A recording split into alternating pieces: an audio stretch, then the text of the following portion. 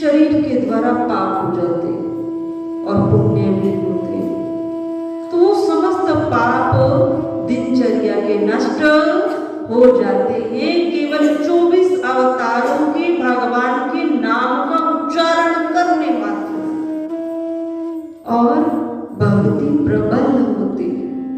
तो किस प्रकार कहा है नाभादा जी महाराज ने कि जय जय मीन वराहा कुमठ नर हरि बलि बामन परशुराम रघुवीर कृष्ण कीर्ति जग पावन बुद्ध कलि की व्यास पृथु हरिहंस मनवंतर जग्न ऋषभ है ग्रीव ऋषि दुर्व वरदेन धनवंतर बद्रीपति दत्त कपिल देव शनकादिक करुणाम करो 24 रूप लीला रुचिर अग्रदास उर पद धरो।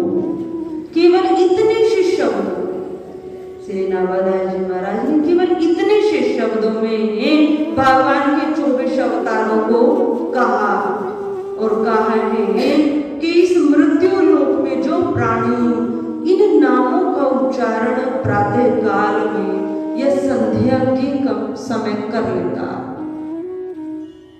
हम सब सुनते कि प्रातः काल अपने इष्ट की, हम सबके अलग अलग इष्ट, कोई राम उपासक है, कोई कृष्ण उपासक, भगवान के वे रूप अलग है, भगवान तो एक ही।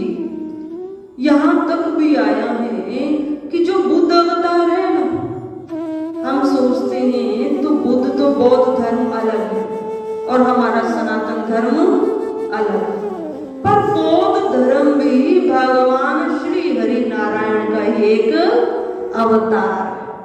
बौद्ध धर्म हमारे सनातन से अलग नहीं है। बौद्ध धर्म की चर्चा श्री नाभादा जी महाराज ने भी की। हम अपने इष्ट का यदि प्रातः काल उठकर नाम का उच्चारण करते हैं, और सशस्त्र नाम सभी देवता के प्रातः काल बिस्तर पर हैं, केवल नयन खुले हैं, और अपने अपने हाथों को देखकर यदि समस्त देवताओं को हम प्रणाम करते हैं और अपने इष्ट के नामों का उच्चारण करते हैं, 5 नाम भी यदि हम अपने इष्ट के बोलते हैं, भगवान के सशस्त्र नाम, तो 5 तो हम सबको याद होंगे ना। भगवान राम के भी 5 नाम याद अवश्य होंगे, लीला भगवान ने की, और भगवान विष्णु जी के तो बहुत नाम।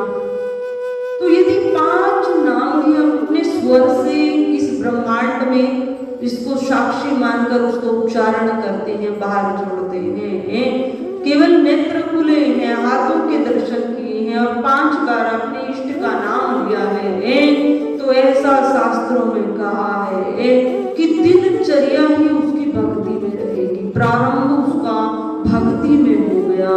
स्नान को वहां महत्व नहीं दिया, वहां किसको दिया है?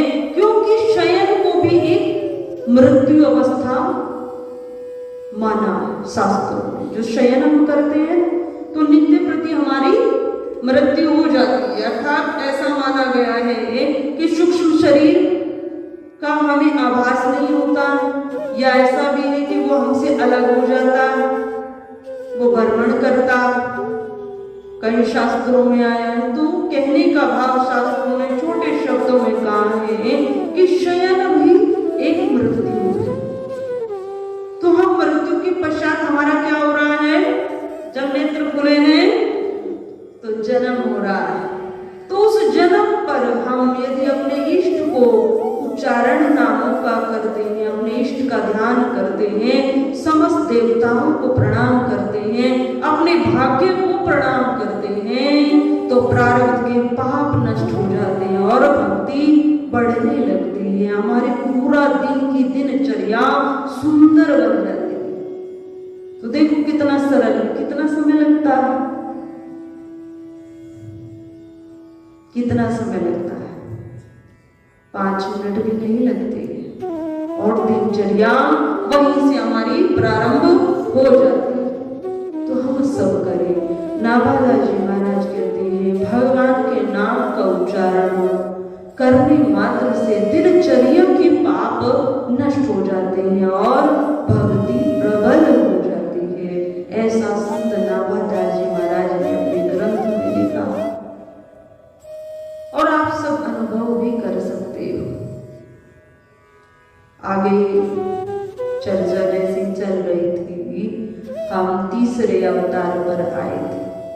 पहला अवतार भगवान ने मत्स्य के रूप में धारण किया, दूसरा अवतार वराह के रूप में धारण किया और तीसरा अवतार भगवान का कमठ कश्यप अवतार रहा, जो कथा चल रही थी। भगवान की कृपा से देवताओं को अमृत की प्राप्ति हुई और दैत्यों को रत्न भी मिले, परंतु कुछ ऐसा शास्त्रों में नियम भी और सामाजिक दृष्टि से देखा भी जाता कि शक्ति उसी के पास होनी चाहिए जो शक्ति का अधिकारी है। अब गन है, पुलिस वाले रखते हैं ना गन, अब उनको पता है इसका इस्तेमाल कहाँ करना है। यदि वह गन किसी बच्चे के हाथ में दे दी जाए या किसी सामान्य व्यक्ति के हाथ में दे दी जाए तो क्या करेगा? क्रोध आएगा, समय समय पर उसको निकालेगा और हो सकता है चलाएगी। तो वो किसको दी जाती है? जो उसका अधिकारी है, जिसमें वह पात्रता। तो यदि दैत्यों को अमृत पान हो जाता तो क्या होता? जो पृथ्वी पर शुद्ध सात्विक मनुष्य है ना, वो भी इस पृथ्वी पर उनका जीवन संभव नहीं था। क्योंकि वो दैत्य क्या करते हैं? न स्वयं सुखी रहते, ये कदम पर आते ही नहीं और न दूसरों को सुखी कर सकते हैं और सुखी देख भी नहीं सकते। वस्तु वही है, परंतु उपयोग करने की विधि दैत्यों को नहीं आती। बस यही अंतर दैत्यों और देवताओं में, यही अंतर है। अमृत कलश का पान यदि दैत्य कर जाते तो पृथ्वी पर जीवन संभव नहीं था। आप सब देखते हैं ना, भगवान शिव का एक भक्त नहीं कहे कि भगवान से वरदान पाने ही तू भक्ति प्राप्त की और वरदान पाकर क्या किया कि जिसके सर पे हाथ मेरा चला जाए वह भस्म हो जाए। तो उसने सबसे पहला हाथ किस पर रखा? जिससे वरदान पाया उसी पर रखा। कोशिश की ना, वहीं पर रखा जाए। तो दैत्यों को यदि शक्ति मिल जाए, अमृत का पान दैत्य लोग करेंगे तो फिर हाहाकार हो जाए। तो शक्ति भी उसी को शोभित होती है जो योग्य है, जो अधिकारी। तो इस प्रकार भगवान ने मोहिनी अवतार भी धारण किया और मोहिनी अवतार अर्थात सुंदर स्त्री का रूप बनाया और दैत्यों को अमृत से वंचित करते हुए देवताओं को अमृत पान कराया। तो इस प्रकार भगवान ने मोहिनी अवतार भी इसी लीला में धारण किया और कमठ कछुए का रूप भी इसी लीला में धारण किया। बोले श्री सच्चिदानंद भगवान की जय। आगे भगवान ने नरसिंह अवतार धारण किया, 5वां अवतार। भगवान का 5वां अवतार नरसिंह। भगवान तरह तरह के शरीर धारण करते पर उन सब में एक विशेषता रही मानव के लिए कि भगवान के लिए हम सब एक समान। भगवान ने कोई भेद पशु पक्षी में नहीं किया। भगवान के लिए हम सब समान हैं। क्यों? क्योंकि हमने अपने कर्मों के अनुसार शरीर पाया। एक चींटी में भी वही आत्मा है और एक हाथी में भी वही आत्मा।